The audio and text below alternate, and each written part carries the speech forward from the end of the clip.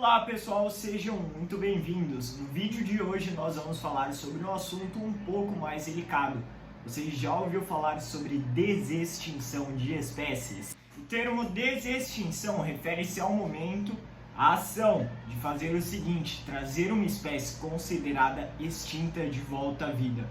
Mas quais seriam os impactos disso? Será se seria algo exatamente como o Jurassic Park e o Jurassic World mostrou pra gente? Com toda aquela correria, bicho mordendo, animais extremamente como eu posso dizer, diferentes da realidade. Será que seria daquela forma? Ou será que isso poderia ter um motivo nobre por trás? Poderia ter uma motivação justa? Ou será que seria só mais uma forma de trazer novos animais para um circo, um zoológico? Ou então talvez a Colossal Laboratories and Bioscience está trabalhando ativamente para a desextinção de atualmente 3 espécies, sendo elas mamutos primigênios, que é o mamute lanoso que a gente conhece, o tilacino, tigre da Tasmânia, e o dodô, que é um animal que foi extinto até recentemente junto com o tilacino. Entre esses dois, tudo bem, foram animais que foram extintos a tempo recente, menos de 500 anos, por aí. Mas, e o mamute? Que os últimos exemplares de mamutes primigênios foram extintos há mais ou menos 5.000 anos atrás em uma ilha lá na Europa. Será se realmente daria para distinguir esse animal? Será se trazer ele de volta à vida vai ser assim como em Jurassic World? Então será talvez aí pegar um âmbar com um mosquito preservado. Dentro desse mosquito vamos ter o sangue de mamute e cabum! Temos um mamute. Não, vou te explicar melhor agora, porque não é assim que funciona. Isso pode até parecer coisa de ficção, pode até parecer uma coisa meio maluca para a maioria das pessoas, mas pode ser que sejamos mais próximos. Os métodos utilizados pela Colossal Bioscience se resumem ao seguinte: conseguir extrair DNA fóssil, paleo-DNA, de fósseis encontrados de mamutes, graças, infelizmente, ao derretimento do permafrost, que é a camada de gelo que deveria ser mais compacta, eterna, como o próprio nome diz, permafrost, de gelo permanente. Mas infelizmente isso está derretendo por diversas questões que a gente vai abordar ainda nesse vídeo. Então fica até o final. Você já chegou até aqui, então deixa o seu like, se inscreve no canal, compartilha e deixa um comentário aqui embaixo do que você está achando sobre esse vídeo. Com a retirada desse paleo-DNA dos fósseis encontrados, eles conseguem fazer a codificação do genoma encontrado, ou seja, eles conseguem ter uma maior diversidade de informações a respeito daquela espécie, sobre os seus fenótipos protegidos, sobre as suas características, sobre suas patologias. Então tudo isso é graças a uma área da ciência chamada genética, uma das áreas mais importantes de toda a biologia. E junto com isso, não seria suficiente para trazer esse animal de volta à vida somente o seu paleo-DNA, até porque ele está desativado há milhares de anos ali parado. Então como é que iríamos conseguir fazer tal proeza? Como é que a Colossal... Eles irão fazer tal proeza com a ajuda do DNA do Elephas maximus, o elefante asiático, o parente vivo mais próximo do mamutes primigênios, que ambos partilham da mesma grande família chamada Elephas. Já o elefante africano, que é uma outra espécie de proboscídeo, que assim chamamos os elefantes, mamutes, mastodontes, deixa esse daí para trás. Apesar ele já foi extinto há muito mais tempo, então realmente ele ficou para trás. E essa é a família que engloba eles. Elephas engloba o Elephas maximus, o elefante asiático, e mamutos primigênios, que é o mamute lanoso. E com a ajuda do DNA do elefante asiático, junto com o paleo-DNA extraído dos fósseis, conseguiram codificar um genoma quase perfeito do que a Colossal chama de o novo mamute. Por quê? Porque ele não é o mamute que nós conhecemos através dos fósseis. Até porque ele pode ser chamado de uma quimera, porque vai ser como um híbrido entre um elefante asiático com um mamute lanoso. E isso vai gerar um mamute, o nosso mamute. Mas tudo isso deve ter uma razão.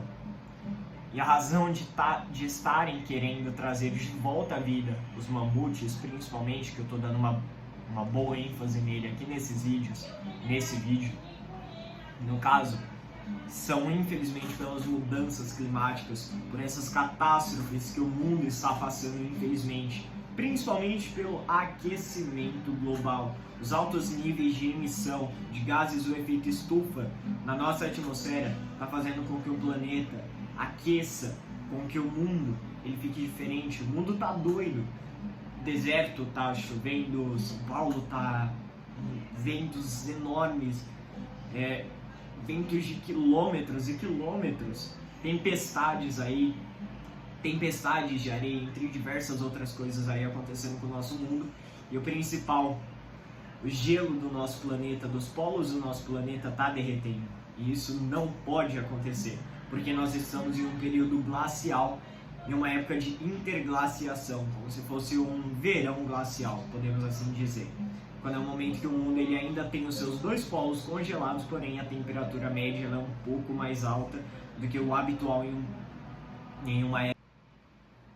Encontrarem fósseis tão preservados de mamutes e de outros animais da megafauna no permafrost é um péssimo sinal. Um sinal muito triste, porque isso significa que ele está derretendo.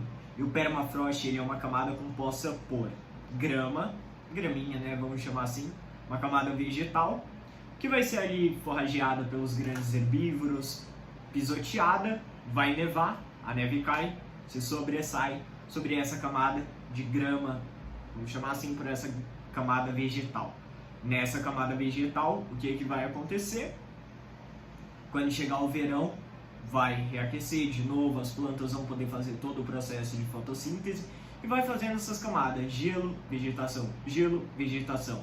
Isso faz com que as plantas, ao morrerem, ao serem pisoteadas e morrerem, não liberem os gases do efeito estufa que elas absorveram durante a sua vida, porque elas vão estar preservadas ali dentro do gelo. Mas infelizmente com o aquecimento global o gelo está derretendo e o permafrost também. E essas plantas que ficaram muito tempo ali, muitos anos ali, milhares ou até milhões de anos, quem sabe, forrageadas ali embaixo daquela camada permanente de gelo, tá descongelando. E o que está acontecendo?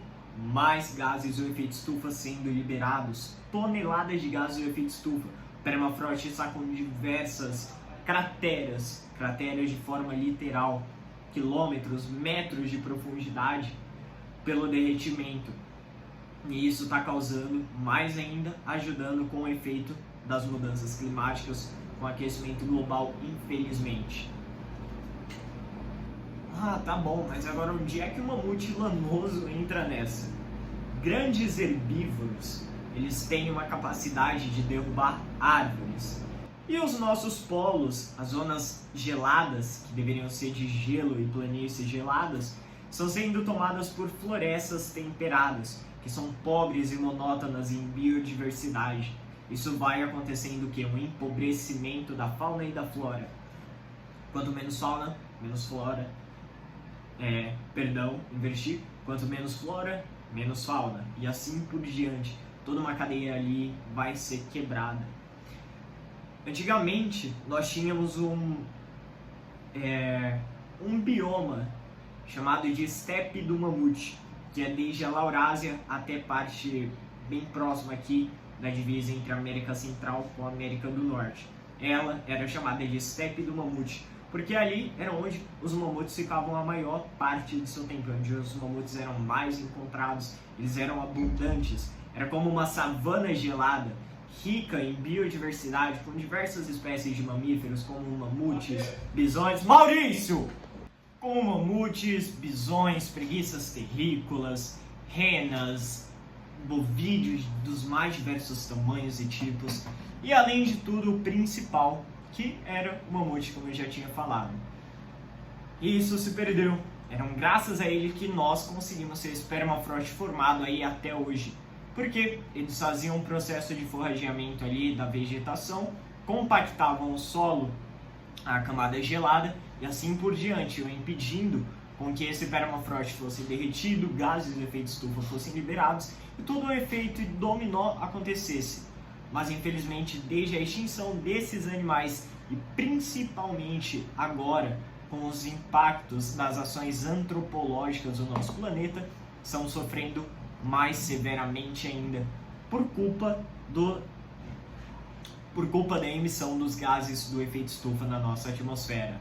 Então, trazer o mamute de volta à vida pode ser que seja uma arma muito boa contra o aquecimento global. Ao menos é isso que a Colossal propõe pra gente. Mas também vale a gente ressaltar aqui que engenharia genética tem sim os seus riscos. Assim como o Jurassic World propôs, manipulação genética não é simplesmente você pegar, criar uma nova espécie do zero e o que vai acontecer com ela, onde ela vai ficar. Então, temos todas essas problemáticas aí envolvidas. Como será trazida de volta à vida? Quais serão os métodos? Nós temos tecnologia suficiente para isso hoje em dia? Ou será que estamos fadados a um fracasso enquanto tentarmos isso? Será se dá para a gente trazer os dinossauros de volta à vida também? Ou será se isso fica restrito apenas à megafauna e espécies extintas recentemente na escala de tempo geológica? A maioria dessas problemáticas que nós temos é o Pleistocene Park, um sonho idealizado por Sergei Zimov, o homem que começou a construção do Pleistocene Park, Parque do Pleistoceno, revitalização de um ecossistema inteiro que foi perdido há mais de 10 mil anos atrás, com a reintrodução artificial por meio da mão humana no Ártico, tentando trazer de volta a estepe do mamute. Ele começou seus experimentos ainda lá por volta de 1988, na Guerra Fria, com a ajuda da União Soviética. Ainda assim, ele tinha um pequeno território. Começou com a introdução de espécies de cavalos selvagens, alguns bisões, renas e entre outros. Com o tempo, ele foi conseguindo mais parceiros e assim por diante, até conseguir ter um local maior, mais aberto, onde ele recebe. E é esse o local ideal para o mamute estar quando ele for trazido, tragado de volta à vida neste planeta.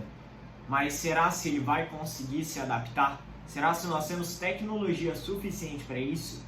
Existem algumas possibilidades de como podemos trazer ele de volta à vida. A primeira delas seria por intermédio de úteros artificiais que eles também estão desenvolvendo para trazer esses mamutes de forma segura e monitorada. Uma outra forma seria pelo uso de elefantas asiáticas como barrigas de aluguéis, que aí já envolve uma questão mais ética, uma questão de bioética.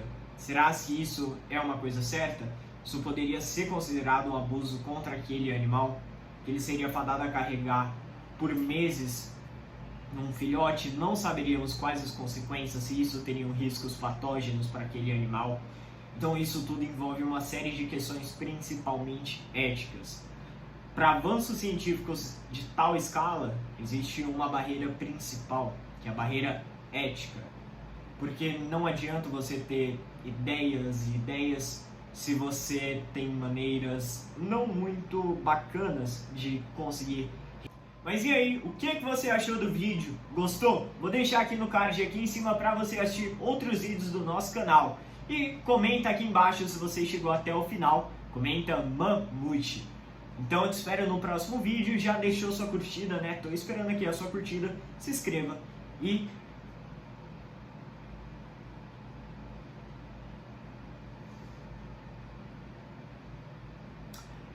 para